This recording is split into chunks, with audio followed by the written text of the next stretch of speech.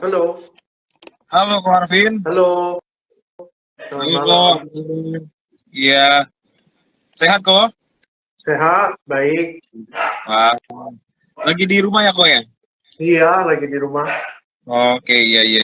Nah, ini kebetulan Ko Arvin lagi di rumah, saya malah lagi di luar kebetulan. Tapi eh kita tetap akan memberikan ya suatu hal insight-insight menarik buat para sobat elit dan followers dari Ko Arvin nih, ya kan? Nah, menarik sekali nih kok. Judul yang kita akan bawakan hari ini adalah liburan habisin uang. Ya cari lagi di market. Ini gimana nih menurut Ko Arfi nih dengan judul yang kita akan bawakan ini sepertinya menarik ya kok ya? Iya, sebenarnya kalau kita bilang kan minggu ini ya, perdagangan cuma 2 hari ya, jadi agak sedikit volatile ya. Kalau kita lihat 2 hari ini bahkan perdagangan cenderung sepi ya, karena market kan ibaratnya udah pada liburan nih. Nah, nanti mungkin kita akan mulai lagi di bulan Juli ya. Kebetulan habis liburnya langsung Juli ya. Jadi menurut saya sih mungkin akan ada chance yang lebih baik ya di bulan Juli. Ya betul, saya juga setuju. Saya berharap semoga setelah libur panjang ini market bisa kembali lagi aktif lagi ya trader-trader yang tadinya mungkin sudah pada take profit atau withdraw cash-nya pada 2 hari perdagangan ini besok bisa balik lagi ke market ya kok ya, bisa asik lagi Betul, nih di market. betul. Anyway, Ko Arvin, saya mengucapkan selamat juga nih ya. RD Kasih kita mengucapkan kayak kemarin saya lihat ya, Ko Arvin sudah habis melakukan ini ya, lamaran ya kok. Oh ya, thank you, thank you, thank you. Oke, iya selamat ya kok ya. Saya kaget nih waktu lihat story-nya. Wah, Ko Arvin Ya, thank diam-diam you, thank you. ternyata sudah IPO nih, sudah go public. Iya, iya, Oke, thank you, selamat thank ya you. kok, semoga lancar sampai hari H. Nah, anyway kok, gimana? Ko Arvin sendiri 2 hari belakangan, apakah Ko Arvin juga melakukan aktivitas di market, trading juga, atau Ko Arvin sendiri malah justru wait and see dulu nih, atau stop dulu di market, nanti lanjut lagi Juli gitu. Kalau Ko Arvin sendiri gimana nih? Oke. Sebenarnya kalau saya pribadi ya, saya justru mengambil kesempatan ini untuk buy on weakness ya. Beberapa saham kan kalau kita lihat memang secara secara sentimen dan sebagainya itu kan sudah cukup baik ya. Maksudnya ibaratnya secara sentimen dari global juga sudah cukup baik. Cuma memang likuiditas kita kan agak sedikit kering ya, karena kita ngelihat bahwa memang perdagangan cuma sisa 2 hari di minggu ini. Jadi ya pasti banyak dari trader atau pihak-pihak yang jadi trader gitu ya, mereka justru exit dari market. Tapi menurut saya ini ada kesempatan untuk mengambil saham-saham yang punya potensi, tapi kita bisa buy on weakness. Mungkin seperti itu sih. Wah, menarik. Nah, mungkin nanti di akhir, mungkin boleh nih ya, Ko Arvin bisa bocorin kira-kira sahamnya apa aja nih yang Ko Arvin serok nih kalau boleh dibagikan. Boleh. Nah, tapi anyway, Ko, kita lihat memang pergerakan ISG ini kan pekan ini atau bahkan minggu lalu juga itu masih didominasi sentimen global ya, Ko ya. Terutama Betul. itu dari hawkishnya The Fed ya untuk terus menaikkan suku bunga ya. Walaupun mereka mungkin pada minggu lalu kalau nggak salah mereka mempertahankan suku bunga ya kok. Tapi sayangnya Jerome Powell masih mengatakan akan menaikkan suku bunga 2 kali lagi katanya sampai akhir tahun. Nah terus infonya juga ekonomi China juga melambat, nah gitu ya. Nah kalau boleh mungkin Ko Arvin sedikit kasih view ke kita, IHSG saat ini itu sebenarnya dalam fase apa? Nah terus apakah masih aman untuk kita stay di market nih kok? Ya, Oke. terus strateginya kira-kira gimana nih gitu loh. Karena net market sekarang kan kayak volatil sekali gitu gue ya. Oke, kalau kita bicara soal IHSG ya, mungkin saya udah ngomong dari awal tahun bahwa IHSG akan cenderung bergerak sideways, cenderung flat ya. Kalau kita lihat memang support terkuatnya di 6557 sampai 6605, dan resistnya di 6923 sampai 6966. Jadi range support dan resistennya sangat lebar, dan rangingnya sangat lebar juga.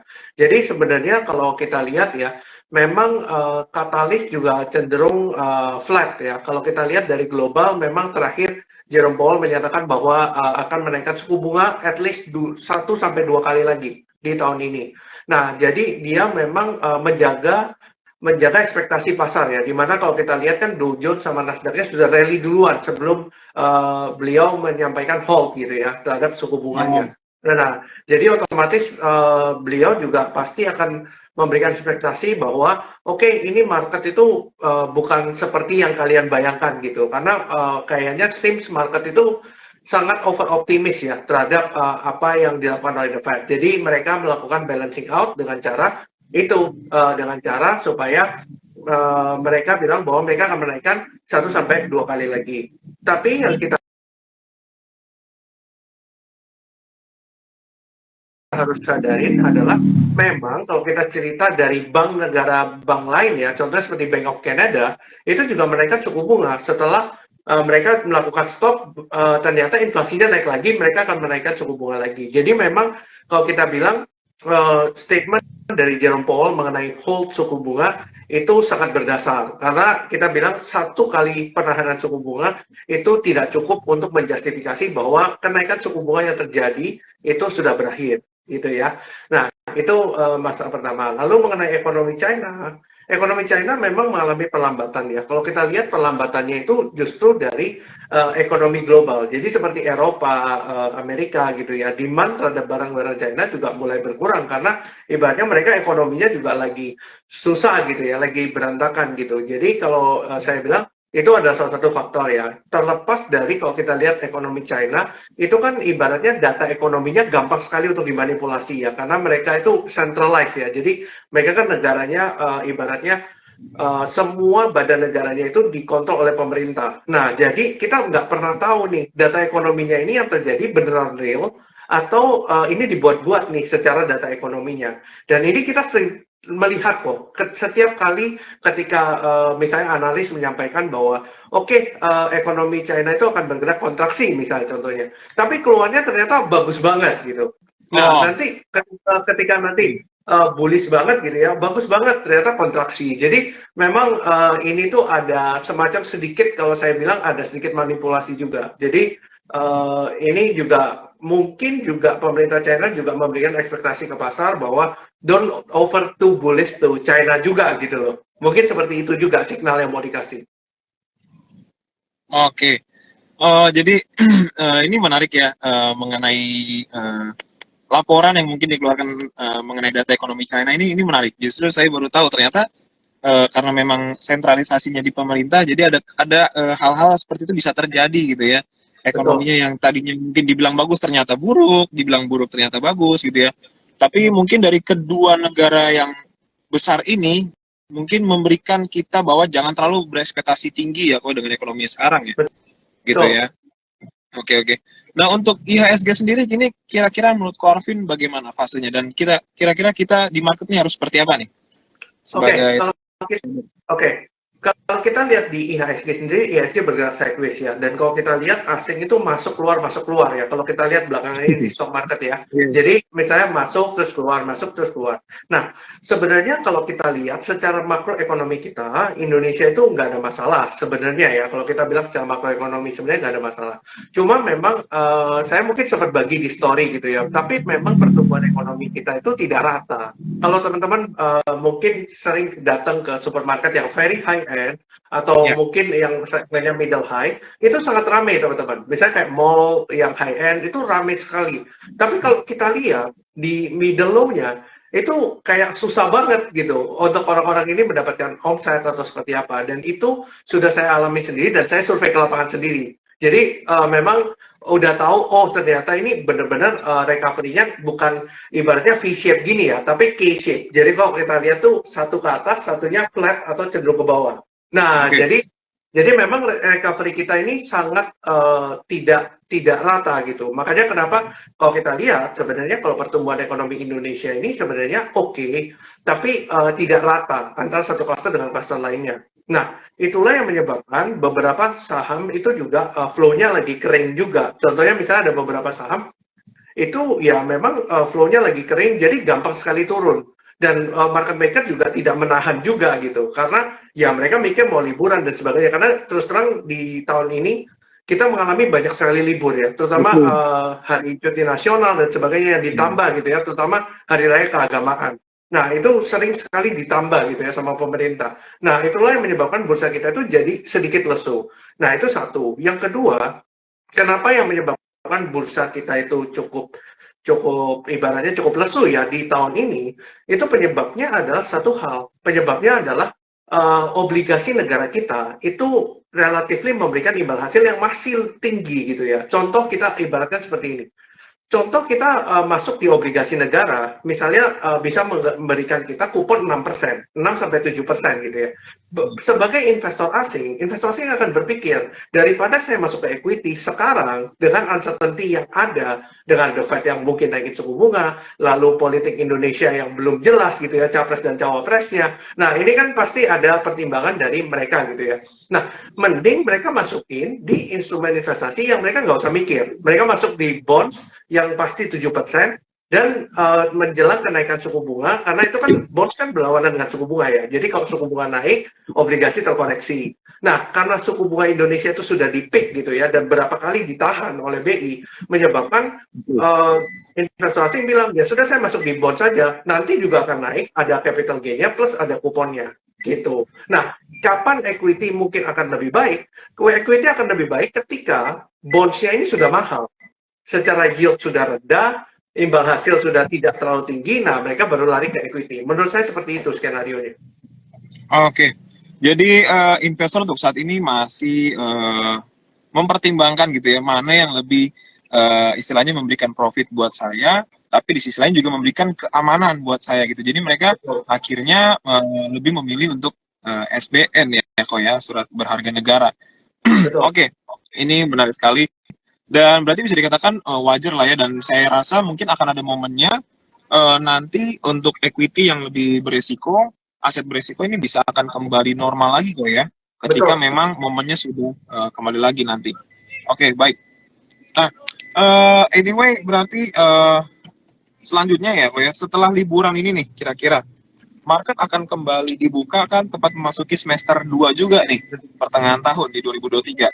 Nah, kira-kira apa yang perlu dicermati, baik sektor saham menarik atau tantangan-tantangan yang perlu diantisipasi nih kok?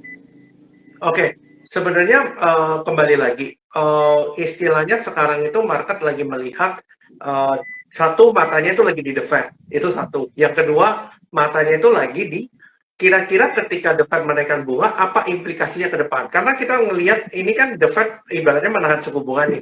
Nah, efeknya kan ibaratnya kalau ketika mereka menaikkan suku bunga beberapa bulan lalu, efeknya baru sekarang. Nah, efek yang terjadi ini itu ke depannya seperti apa? Apakah akan hard landing atau soft landing? Ini yang jadi pertanyaan investor sekarang. Nah, kalau misalnya ternyata ekonomi itu ternyata setelah kita lihat kenaikan suku bunga yang luar biasa gitu ya, ternyata unemployment rate-nya naik luar biasa gitu. Nah, ini yang menyebabkan akan ada shock sedikit di pasar gitu ya. Akan ada shock sedikit di pasar. Tapi menurut saya pribadi, kalau melihat dari kondisi-kondisi yang sekarang terjadi ya, jadi kita belum bisa forecast future ya, tapi kita lihat sekarang yang terjadi. Sebenarnya kalau kita lihat sekarang Amerika real interest rate-nya sudah tinggi ya. Ibaratnya sudah positif. Dulu kan ibaratnya inflasi lebih tinggi daripada suku bunga Fed. Sekarang itu suku bunga Fed sudah lebih tinggi dari inflasi karena komoditi yang turun gitu ya. Ada komoditi yang turun, terus beberapa orang sudah mulai kerja lagi sehingga inflasi atas gaji tidak terlalu tinggi. Nah, itulah yang saya lihat menyebabkan kayaknya arah-arahnya ini ke soft landing gitu ya, arah-arahnya ke soft landing. Nah, kalau misalnya yang terjadi ada soft landing, maka kita akan jauh lebih baik lagi ke depan. Kalau misalnya indikasinya ada soft landing. Nah, tapi berbeda ceritanya kalau hard landing. Jadi ini ada dua pecah gitu ya, dua jalan yang berbeda gitu. Nah, ini yang kita masih belum bisa forecast. Tapi kalau melihat dari data-data yang sekarang ini muncul, arah-arahnya ke soft landing gitu. Kalau misalnya arahnya ke soft landing, maka berarti lama-kelamaan ekonomi ibaratnya pasar saham Indonesia bisa lebih bergairah lagi setelah terjadi kepastian, satu mengenai soft landing, yang kedua mengenai politik Indonesia juga, karena kan September itu menjelang ibaratnya mulai muncul lah presiden dan wapres yang kira-kira udah tahu nih capres dan cawapresnya. Jadi itu mulai kelihatan semua. Jadi uncertainty yang ada di pasar itu semuanya sudah mulai terjawab gitu. Oke, berarti kita sangat menunggu sekali juga untuk data dari Amerika kok ya. Jadi kita menunggu ketidakpastian ini sampai menjadi suatu hal yang pasti nih, mau soft landing atau hard landing. Cuma kalau dari pandangan Calvin sendiri, kemungkinan dalam waktu dekat ini harusnya soft landing ya, sudah tidak akan terlalu agresif lagi menaikkan suku bunga ya kok.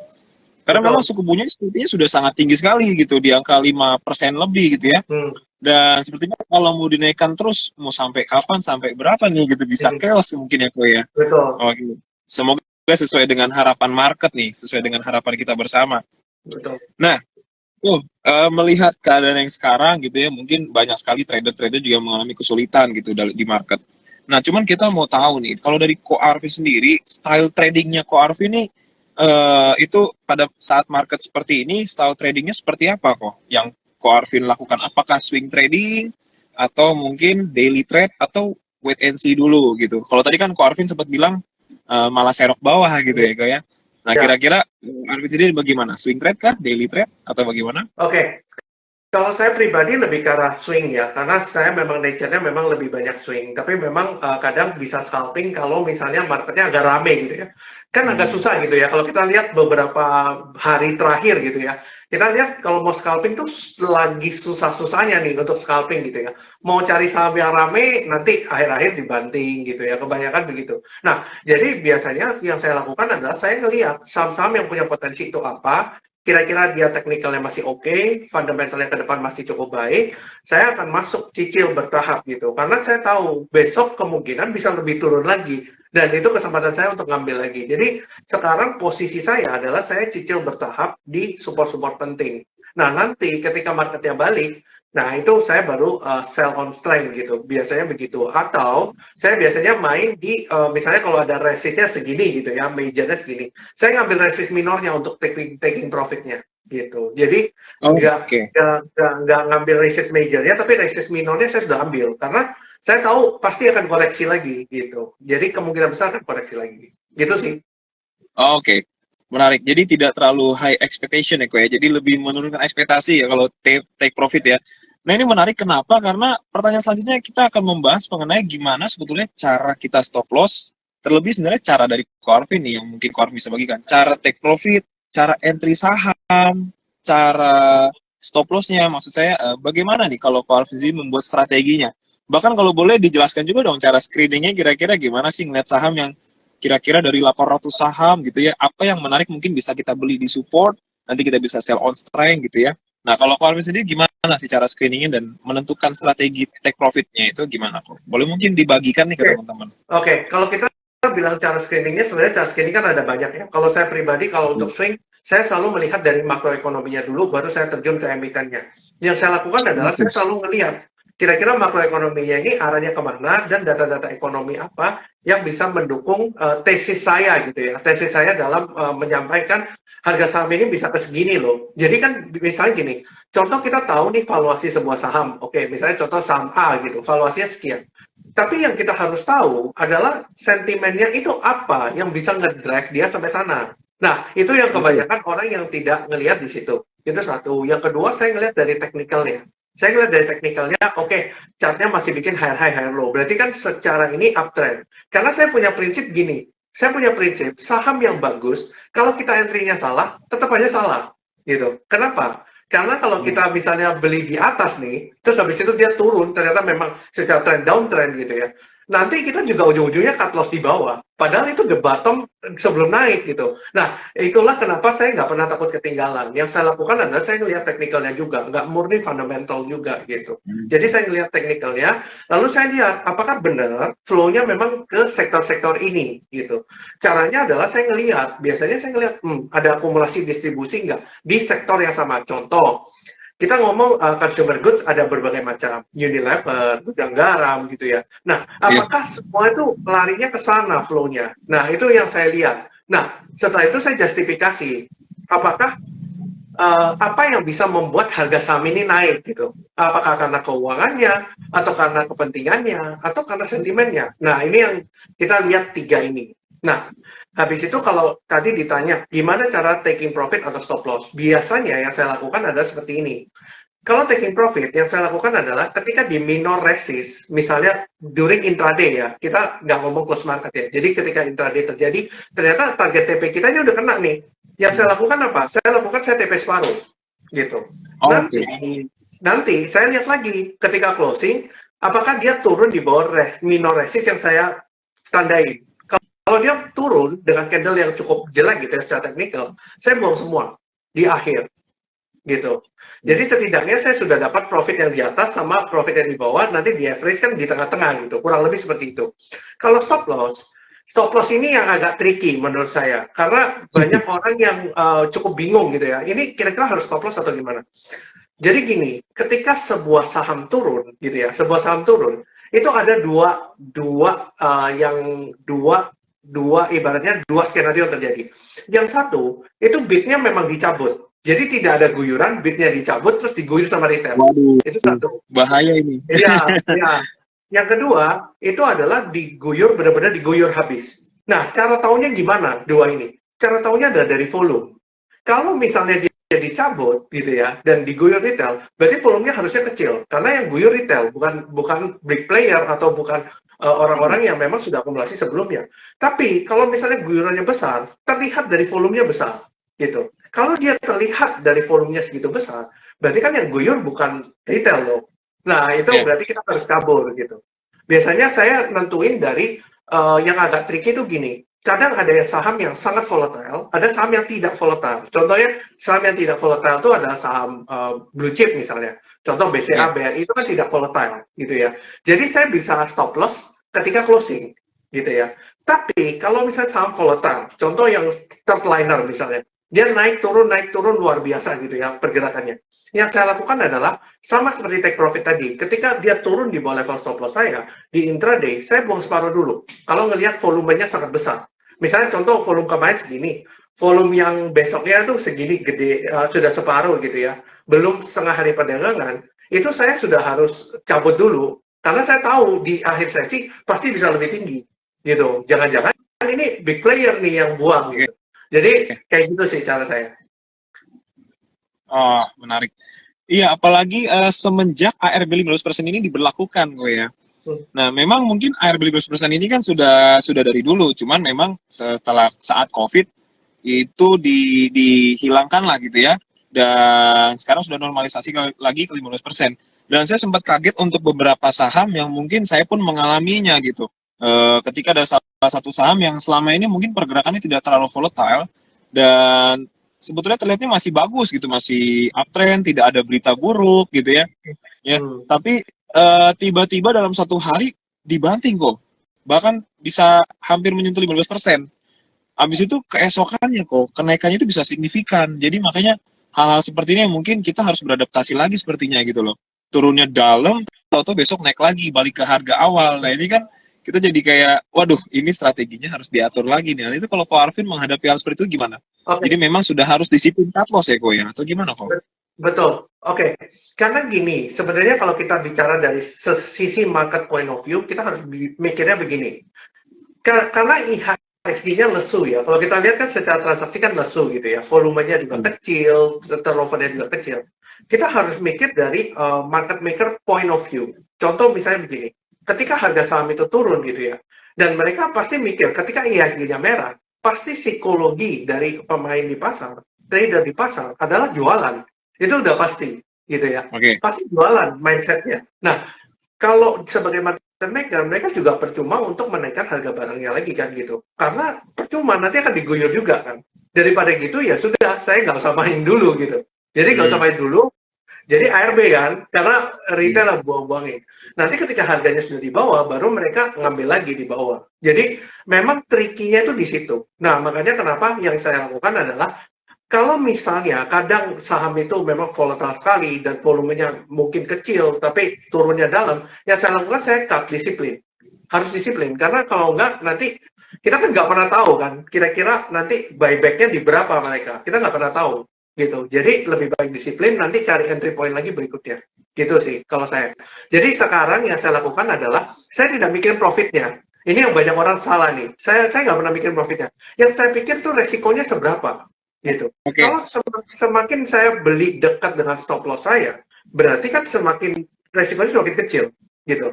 Jadi ya ketika ternyata misalnya contoh ya, ini contoh. Ketika saya disupport, saya beli nih. Ternyata jebol nih. Jebol ke bawah kan. Tanpa ada berita apapun, volumenya kecil gitu ya. Saya mungkin akan berani ambil lagi di bawah. Karena saya masih punya tembakan lagi di bawah kan. Gitu. Nah, nanti besoknya ada kemungkinan kalau ini terjadi tanpa volume, itu akan balik, akan rebound. Oke. Gitu. Gitu sih kalau strategi saya ya. Wah, ini menarik nih. Ini mungkin banyak tidak diajarkan oleh mungkin beberapa eh, gimana ya? Mungkin teman-teman yang mungkin join live IG pada malam hari ini, mungkin ada yang baru tahu juga strategi ini gitu ya. Karena apalagi setelah ARB 15% ini diberlakukan, hal-hal seperti ini bisa terjadi di saham ya, kok ya, yang memang lagi di atas tiba-tiba dibanting sampai ARB 15% bisa. Nah, itu perlu dilihat juga apakah ada volume, apakah memang itu bid cabutan atau memang ada yang guyur. Nah, ini kita perlu pahami betul supaya nanti bisa tahu strateginya selanjutnya bagaimana gitu ya. Betul. Kalau Ko Arvin tadi berani sikat di bawah, kalau syaratnya ya tidak ada volume, ya tidak ada volume hubungan, tapi mungkin ini ARB berani sikat gitu ya, karena nanti akan naik lagi gitu ya. Betul. Nah, ini teman-teman, ini daging banget gitu ya, ini daging banget seperti yang saya bilang. Jadi ini perlu diperhatikan baik-baik. Nah, anyway kok, saya juga mengingetin buat teman-teman yang mungkin belum investasi saham, belum coba belajar untuk investasi saham atau baru mau mulai. Saya ingatkan mungkin untuk teman-teman bisa follow Instagramnya RD Khalid Sekuritas ya. Kalau belum follow silakan follow ya. Nanti di sana akan teman-teman juga temukan insight-insight menarik mengenai saham ya, investasi saham, strategi-strategi trading, bisa belajar dari sana. Juga follow Instagramnya Ko Arvin Honami ya, @Arvin Honami, karena di sana juga Ko Arvin banyak sekali berikan insight-insight. Dan menariknya Ko Arvin sekarang kalau saya perhatikan banyak memberikan video-video reels nih yang pembahasannya itu loh sebenarnya rumit, tapi sama Ko Arvin dijelaskan secara gampang, mudah diterima gitu ya. Ini menarik. Dan yang saya sangat suka adalah ketika Ko Arvin bilang sektor yang menarik tahun ini adalah consumer. Dan saya tuh setuju gitu kok, karena memang kayaknya consumer lagi oke banget nih saya lihat ini. Gitu. Jadi jangan lupa untuk di-follow Instagram Erdika dan Instagramnya Ko Arvin. Dan kalau teman-teman ada yang belum punya akun di Erdika Sekuritas, silahkan melakukan pembukaan akun dan bisa belajar investasi saham di Erdika Sekuritas. Aplikasinya namanya Elite. Juga nanti teman-teman akan bisa masuk grup free, di mana teman-teman bisa belajar di sana, mendapatkan banyak sekali informasi mengenai saham gitu ya. Nah, oke. Mungkin sebelum kita lanjut lagi, ini kita mulai dulu nih teman-teman, mungkin ada yang bertanya ya. Nah, ini semakin ramai nih, udah 50-an orang yang ikut. Saya ucapkan selamat datang ya untuk semuanya. Dan kita akan coba lanjut, kita lihat pertanyaan-pertanyaan. Apakah ada pertanyaan? Oh, sepertinya ada di komentar nih. Saya coba lihat ya, Ko ya. Boleh. Sambil sama-sama kita lihat nih, Ko. Takutnya ada yang kelewat sama saya nih pertanyaannya. Boleh. Nah, ini sepertinya yang teratas ada pertanyaan mengenai saham PTBA dari akun Instagram sucahyo.nur. PTBA gimana Pak? Waduh, PTBA nih habis bagi dividen 2 kali ARB. Jadi mungkin jadi salah satu pemberat IHSG juga mungkin ya, Ko ya. Ini betul. Gimana Ko? Mungkin bisa dijawab nih. PTBA gimana apanya nih? Coba dijelaskan nih. Oke, mungkin saya jelasin view soal PTBA ya. Mungkin banyak dari teman-teman juga bertanya gitu ya. Mungkin saya kemarin ada live juga, ada juga yang tanya soal PTBA. Dan mungkin banyak sekali teman-teman yang juga tanya soal PTBA. Jadi PTBA itu kan memang bagi dividen ya, dan dividennya sangat besar.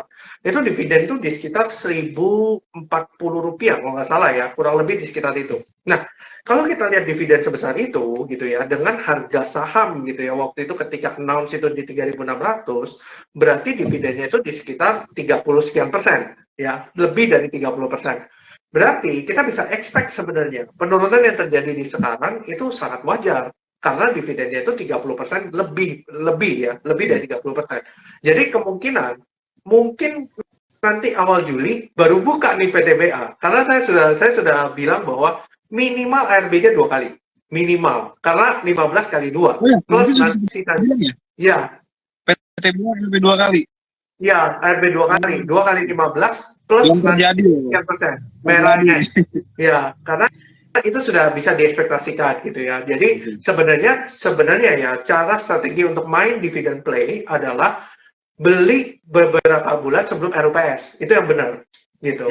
Dengan ekspektasi bahwa oke, dividennya akan besar. Karena kalau kita ngambilnya baru sekarang, maka ya kita juga ibaratnya spekulasi kan gitu. Nah, pertanyaan yang perlu dijawab adalah seperti ini. Ketika sebuah emiten bagi dividen dan besar gitu ya, kita harus pikirkan tahun depannya kira-kira nih kinerja emitennya seperti apa gitu. Contoh, saya kasih satu contoh. Satu contoh adalah Astra International. Waktu itu saya sempat call Astra International di kepala 5 waktu itu. 5.600-an kalau nggak salah. Saya bilang, ini potensi bagi dividen. Dan kemarin turunnya gara-gara investasi di Gotoh yang mana itu tidak material dengan keuangannya. Oke. Nah, saya call untuk masuk di Astra. Selain Astra, ada Telkom waktu itu. Selain Astra ada Telkom, dua ini. Nah, saya bilang, ini tidak material. Even pun Astra dan Telkom cut loss di sini, mereka juga tidak akan rugi, gitu ya. Nah, jadi ibaratnya saya bilang beli aja Bioweakness di bulan sekitar kalau tidak salah akhir Desember ya, waktu Gotoh ARB terus itu. Nah, saya bilang, oke, ternyata kan diumumkan yang saya kaget adalah Astra itu dividennya 9,5%. Kalau teman-teman ingat itu pertama kali Astra bagi dividen sebesar itu, termasuk United Tractor ini. Nah, yang saya bilang adalah karena kita sudah beli di bawah, saya bilang apa? Hold aja nggak apa-apa. Kita terima capital gain-nya, kita terima dividennya. Karena toh juga turunnya tidak akan sampai average harga beli kita. Tidak mungkin. Gitu. Karena turunnya cuma 10%. Nah, setelah itu benar kejadian ARB satu hari. Waktu itu masih 7%, lalu besoknya buka. Saya bilang hold. Kenapa saya bilang hold? Karena Astra kinerja keuangannya dari otomotifnya dia masih naik. Sepanjang tahun 2023 masih grow. Dari Januari sampai Mei. Gitu ya, Januari sampai Maret, waktu itu masih grow posisinya. Nah, jadi saya bisa ekspektasikan bahwa kinerja ke depan Astra akan bagus, gitu. Jadi itu akan terjustify dengan harga sahamnya dan terbukti habis itu harganya naik, harga sahamnya naik dan tidak pernah turun setelah dividen. Nah, yang terjadi pertanyaan adalah apakah PTBA kita yakin tahun depan kinerjanya akan sebaik atau lebih baik dari tahun 2022? Kalau menurut saya pribadi saya tidak yakin, gitu. Karena harga batubaranya sudah turun, terlepas dari volumenya sama, tetap turun kinerjanya. Dan itu bisa kita lihat dari Q1 yang memang kinerjanya lebih buruk dibandingkan Q1 2022. Jadi, kalau kemarin misalnya contoh, saya nge-call PTBA waktu itu di level 3.000, ketika dividennya naik gitu ya, ternyata spike up karena dividen, yang saya lakukan apa? Yang saya call ada sell on strike, bukan hold. Karena saya tahu nanti akan muncul dividen trap yang minus 30%, dan mungkin dia tidak akan balik ke level yang lebih tinggi lagi. Itu yang saya analisa, gitu. Oke, menarik. Jadi memang ini perlu diperhatikan juga memang secara fundamental perusahaan ini kinerja keuangannya akankah bagus atau tidak setelah bagi dividen gitu ya kok ya. Betul. Ini sangat penting sekali. Karena contoh dari Astra, setelah bagi dividen memang dia ARB, tapi habis itu dia naik terus ya, dan terbukti memang otomotif juga sampai sekarang masih bagus, apalagi kemarin baru liris data penjualan otomotif meningkat gitu ya, dan ini memang menarik sekali untuk Astra ya kok. Nah ini perlu diingat juga nih teman-teman, perlu dicatat ya, mungkin siapin kopinya, siapin buku catatannya biar dicatat semua, ini daging semua nih ya. Nah kalau PTBA mungkin ya itu tadi sudah dinotis oleh Ko Arvin bahwa memang dividennya besar, tapi setelah dia ARB, pandangan dari Ko Arvin memang sepertinya masih kurang menarik untuk dia akan naik lagi kembali ke harga sebelumnya kok ya. Karena memang secara keuangan sepertinya masih kurang menarik untuk tahun ini gitu ya, karena memang harga batu bara juga masih mengalami penurunan seperti itu. Nah, tadi sudah terjawab ya untuk Bapak Nur Cahyo, semoga bisa terjawab. Nah, mungkin ini ada pertanyaan terakhir untuk mengenai Pegas nih kok, mungkin singkat aja Pegas kira-kira gimana nih kok? Oke, kalau view saya mengenai Pegas ya, Pegas itu kan sebenarnya sektor yang defensif ya, dalam arti industri yang pakai. Yang kita harus ngerti bahwa Pegas itu mematok harga gasnya bukan dari harga natural gas gitu ya. Kalau orang banyak melihat harga natural gas gitu kan untuk mengakses Pegas, padahal Pegas itu harganya diatur oleh pemerintah. Harga Pegas itu $6 per MMBTU dan sampai sekarang belum ada revisi. Berarti kinerjanya dia baru bisa bagus ketika ada pemasangan pipa di tempat yang baru lagi. Itu satu, mengenai Pegas. Yang kedua, yang bikin laporan keuangannya Pegas spike, itu bukan hanya Pegasnya saja, tapi dari anak usahanya yang namanya Saka Energy, yang bergerak di bidang minyak. Oke? Nah, pertanyaannya, sekarang harga minyak naik atau turun? Ini yang jadi pertanyaan kan, gitu. Balik lagi, kita cerita harga minyak naik apa turun. Kalau harga minyak cenderung turun, maka kinerja Saka Energy kemungkinan akan turun dibandingkan tahun 2022. Nah, makanya kenapa saya belum lihat Pegas ini menarik setelah bagi dividen, karena saya ngelihat secara teknikal juga bikin lower low dan dia nggak langsung balik. Beda sekali dengan Astra Internasional ya. Astra Internasional malah langsung balik gitu. Ini malah nggak balik-balik. Nah, ini jadi sebuah indikasi bahwa market juga masih bingung ke depannya ini kira-kira Pegas ini seperti apa. Tapi kalau prediksi saya, kemungkinan kinerjanya tidak akan sebagus tahun lalu. Menurut saya seperti itu. Oke, menarik sekali. Itu dia pertanyaan dari akun DDY_Hermanto. Semoga terjawab ya mengenai view mengenai Pegas. Nah, tadi kan kita sudah menjawab beberapa pertanyaan mengenai view saham ya. Dan dua-duanya ini berada di sektor energi dan komoditas ya. Batu bara dan satu lagi Pegas ya, bergerak di industri energi.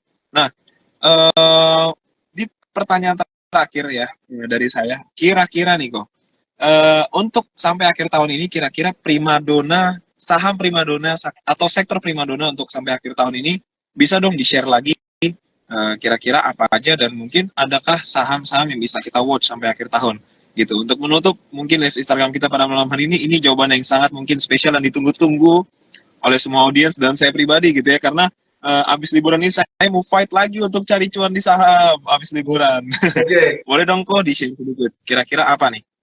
Oke, sebenarnya kalau kita mengacu pada data makroekonomi, sebenarnya memang ada 3 sektor yang menarik.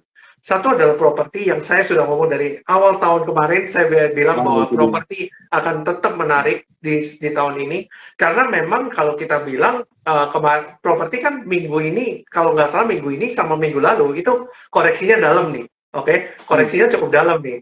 Nah, banyak orang yang takut gitu ya, ini sudah downtrend apa belum? Ini sudah ini apa belum? Nah, yang perlu saya jawab adalah kita harus hitung kenaikan dan penurunannya dari saham properti. Contoh, Sumarekon yang terbang dari 500 jadi 600 misalnya, atau dari 700. Ya, sudah lumayan. Kalau dari 700 turun ke 650, itu koreksinya cuma sedikit gitu, dan itu sangat wajar. Dan itu jauh lebih baik daripada dia naik tanpa koreksi sama sekali. Gitu. Nah, iya itu. Nah, biasanya kan kalau naik tanpa koreksi, turunnya juga tanpa koreksi turun gitu kan, gitu. Jadi ini yang ya. Jadi memang kalau kita bilang secara kinerja ke depan itu ada katalis ya. Satu ada katalis mengenai saya bilang mengenai properti itu kan dibukukannya di terakhir. Jadi marketing sales yang terjadi itu baru dibukukan 1 sampai 2 tahun. Yang which is akan dibukukan sekarang.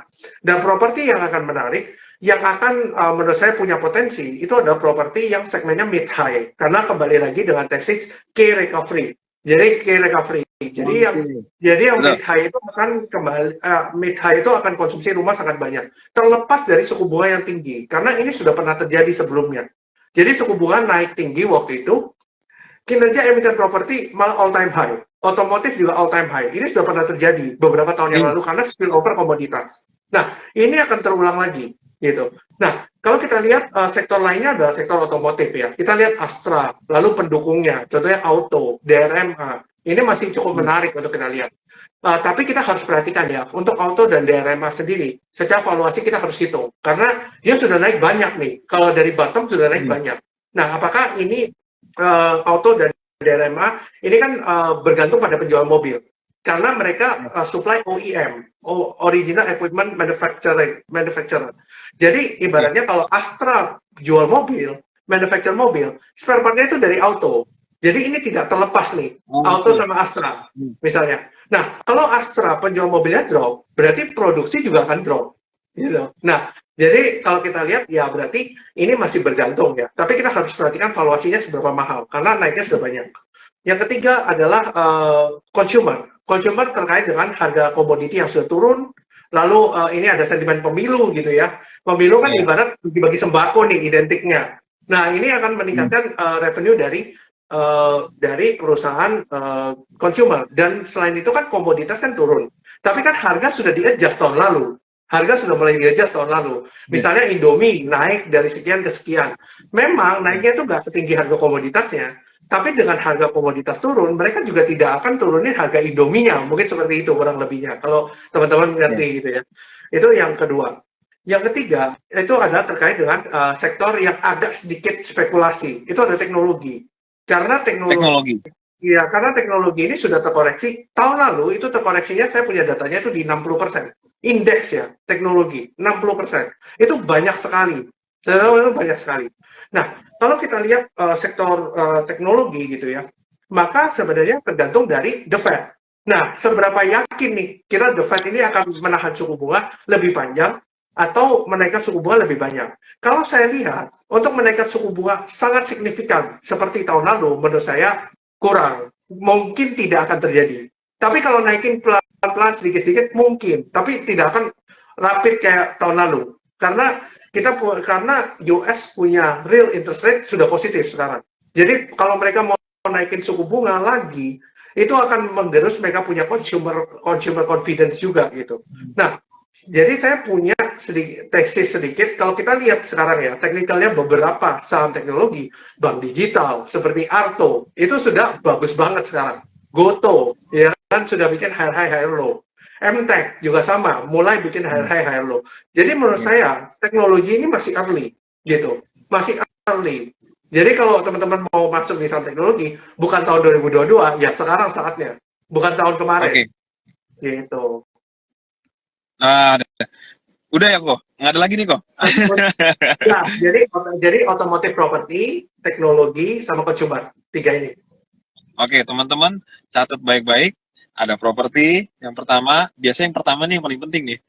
Iya, Ada teknologi, lalu ada consumer, otomotif, teknologi. tapi consumer dan otomotif ini sepertinya perlu diperhatikan ya, kira-kira apakah karena harganya perlu di-adjust juga dan karena mungkin naiknya sudah tinggi ya kok ya, jadi Ya, valuasinya perlu diperhatikan. betul. Lalu yang terakhir agak spekulasi, Ko Arvin bilang itu adalah sektor teknologi. Nah, sepertinya mungkin lebih menarik kalau kita masuk ke properti dan teknologi, ya kan, teman-teman? Mungkin simpulkan sendiri deh masing-masing, karena ini disclaimer on, keputusan di tangan teman-teman. Jadi silakan analisa kembali. Kalau mau lebih jelas bisa langsung DM juga ke Ko Arvin atau mungkin mau tanya-tanya ke admin RDK Elite Sekuritas, Instagram RDK Elite Sekuritas, silahkan. Nanti akan dibantu jawab dan dijelaskan. Kalau belum tahu mau tradingnya beli sahamnya pakai apa? Pakai aplikasi Elite, silahkan download dan buka webnya di rdk.com, nanti bisa lihat-lihat bagaimana untuk cara trading pakai aplikasi Elite. Seperti itu. Nah, ini menarik sekali nih kok. Saya sudah dapatkan banyak sekali jawaban yang sangat menarik pada malam hari ini dan tentunya juga teman-teman yang ikutan pada malam hari ini sudah mendapatkan banyak sekali insight dari Ko Arvin di waktu yang mungkin singkat dan tidak terasa ya sudah hampir 1 jam kita ngobrol-ngobrol sama-sama Ko Arvin. Dan terima kasih banyak sekali lagi untuk Ko Arvin dan teman-teman semua yang sudah bergabung. Tadi saya melihat sekitar hampir 60 orang yang sudah bergabung keluar masuk. Dan saya yakin ini bukan pertemuan yang sia-sia. Jadi banyak sekali insight yang didapatkan. Sampai nanti selesai liburan kita bisa cari cuan lagi di saham. Gitu ya. Jadi selama liburan habisin aja uangnya. Gitu ya. Oke. Untuk semuanya yang mungkin berangkat liburan, hati-hati di jalan ya. Sampai ketemu lagi nanti di market, kita perang lagi. Oke, Ko Arvin. Terima kasih sudah mau diganggu waktunya Ko Arvin. Sudah mau bagi-bagi insight ilmu mengenai saham dan semoga Ko Arvin sehat selalu, sukses selalu ya. Portofolio sahamnya hijau selalu. Thank you. Ya. Dan acara lamarannya semua sampai ke hari H pernikahan lancar semua ya Ko ya. Terima kasih. Terima kasih semuanya. Oke deh. Iya, terima kasih Ko. Mungkin kita akan akhiri dulu untuk live Instagram pada malam hari ini. Sampai ketemu lagi di lain kesempatan bareng Ko Arvin. Jangan lupa follow dan pantau terus Instagram RDK Elite Sekuritas dan Instagramnya Ko Arvin Honami. Silakan dicek dan di follow ya, di like juga postingannya karena pasti semuanya ini bermanfaat deh buat teman-teman ya.